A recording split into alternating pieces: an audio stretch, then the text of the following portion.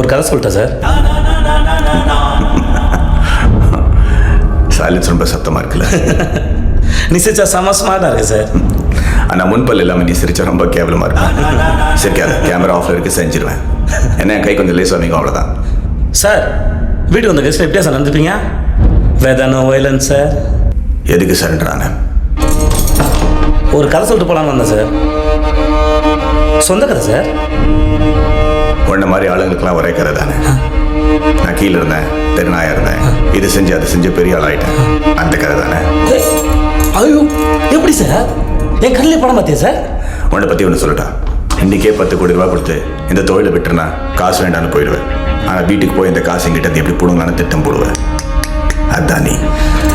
அதே 10 கோடியை உன் கையில் கொடுத்து என்னை விட்டுடு சார்னு சொன்னா விட்டுடுயா சார் நீ? என்னை வீட்டுக்கு போக சொல்லிட்டு எப்படி என்கவுண்டில் போகலான்னு பிளான் பண்ணுவேன். அதானே சார் நீ? Good one.